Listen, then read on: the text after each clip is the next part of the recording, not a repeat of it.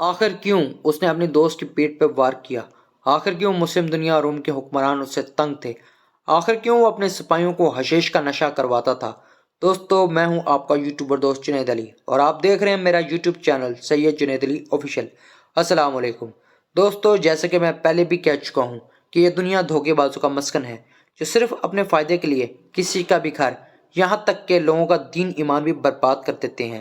جیسا کہ تاریخ گواہ ہے کہ کیسے شہداد نامی بدبخت شخص نے نعوذ باللہ اللہ پاک کی ذات کی نفی کی اور دنیا میں مصنوعی اور خود ساختہ جنت بنائی، لیکن افسوس کہ یہ بدبخت شخص اپنی ہی بنائی ہوئی جنت، جسے باغ ارم کہا جاتا تھا، کو نہ دے سکا اور جہنم واصل ہوا، اور اس کی موت کے ساتھ ہی اس کی بنائی ہوئی جنت بھی دنیا کی نظروں سے اوجھل ہو گئی۔ ایسے ہی ایک دغا باز جس کا نام حسن بن صباح تھا، جو کہ 5ویں صدی ہجری کا پراسرار اور شرنگیز انسان تھا۔ دوستو، حسن بن صبا سن 1050 عیسوی میں ایران کے شہر توس مشہد میں پیدا ہوا۔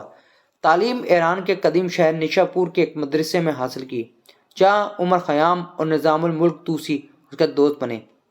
تعلیم سے فارغ ہونے کے بعد عمر خیام ایک شاعر کے طور پہ ابھرے، جبکہ نظام الملک توسی اپنی ذہانت و قابلیت کی بنا پر اس وقت کی سلجوقی حکومت کے وزیر اعظم بنے، اور سلجوقی حکومت کو وہ دوام بخشا کہ لوگ بادشاہ سے زیادہ وزیر اعظم سے محبت کرنے لگے۔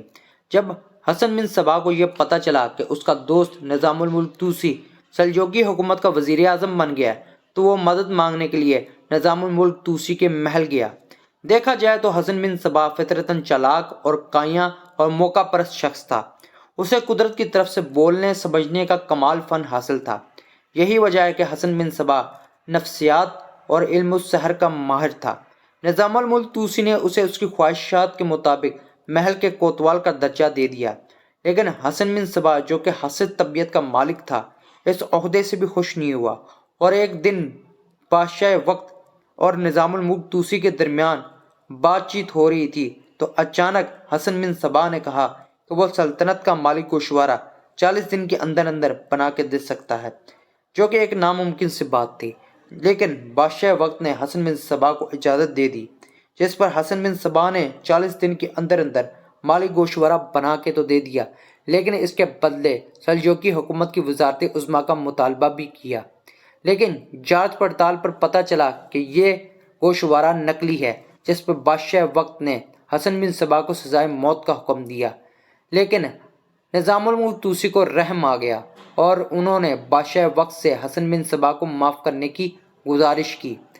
بادشاہ وقت نے حسن بن صبا کو معاف تو کر دیا، لیکن اس کے ساتھ ہی اسے جلا وطن بھی کر دیا۔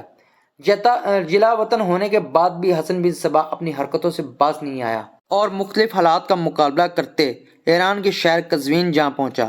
یہاں پہنچ کر اس نے کچھ عرصہ آرام کیا۔ اسی دوران اس پر حشیش کی پتیوں کا راز آشکار ہوا، جس پر حسن بن صبا کے ذہن میں ایک شیطانی منصوبہ آیا۔ قزوین میں اب تک کے قیام کے دوران وہاں کے لوگوں نے اس کی نام نہاد نیک سیرتی، فلسفیانہ باتوں اور علم طب میں مہارت کی بنا پر اسے ایک روحانی شخصیت قرار دے دیا، جس میں حسن بن صبا کی چالاکی و مکاری کا خاصا عمل دخل تھا۔ وہ خواتین میں خاصا مشہور تھا۔ وہ عورت کی آنکھوں میں دیکھتا تو اسے اپنے سحر میں جکڑ لیتا۔ اس کے علاوہ وہ جس سے بھی عورت سے تعلق قائم کرتا یا کسی بھی ہنرمند آدمی سے ملتا تو اس کا نام پتہ اپنے پاس ریکارڈ کر لیتا۔ اسے قزوین شہر میں رہتے ہوئے کافی عرصہ ہو گیا تھا، اور اس کے مریدین میں بھی کافی اضافہ ہوتا چلا جا رہا تھا۔ اس پر اس کے ایک مرید نے اپنا قلعہ، جسے الموت کہا گیا، بعد میں رہنے کو دے دیا، جس پر بعد میں حسن بن صبا نے قبضہ کر لیا، اور اسی محل سے حسن بن صبا نے اپنی شیطانی منصوبوں کا آغاز کیا۔ حسن بن صبا نے جن ہنرمند افراد اور عورتوں کے نام و پتے درج کیے تھے، ان سب کو قلعے میں بلوا لیا، اور ان سب کو اور اپنے نوجوان مریدین کو حشیش کی پتیوں سے تیار کردہ نشہ، جسے بھانگ بھی کہتے تھے، کو تبرک کے طور پر دینا شروع کر دیا۔ اپنے ہنرمند مریدین سے اس نے اپنے محل میں اونچے اور سایہ دار درخت لگوائے، خوبصورت اور دل فریب باغات اور سونے اور ہیرے جواہرات کے بنے محل بھی تعمیر کروائے، دودھ، شہد اور شراب کی مصنوعی نہریں تیار کروائیں۔ یوں اس فتنہ پرور شخص نے ایک مصنوعی جنت بنوائی۔ اس کے بعد اس نے ان خوبصورت عورتوں اور لڑکیوں کو جو کہ اس کے ساتھ تعلق میں رہ چکی تھیں، کو مصنوعی جنت میں حوروں کا مقام دیا اور یہاں پر نشے میں دھت نوجوان مرید لڑکوں کو لایا جانے لگا۔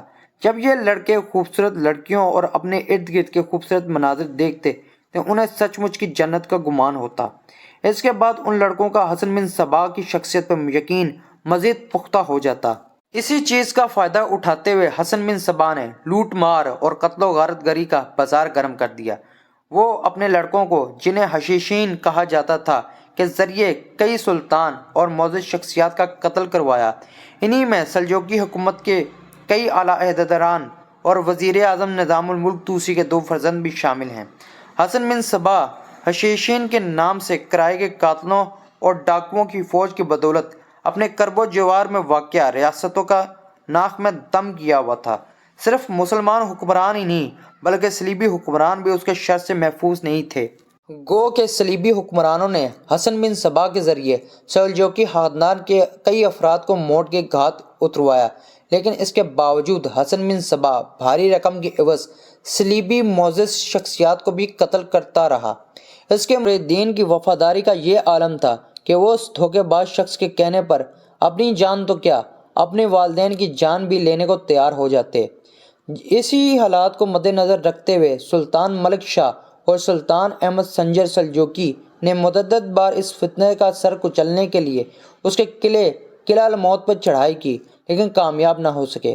حسن بن صبا نے کافی طویل عمر پائی اور تقریباً 35 سال تک دنیا میں قتل و غارت کا بازار گرم کیے رکھا اور جہنم واصل ہوا۔ اس کے بعد اس کے جانشینوں نے ایک کافی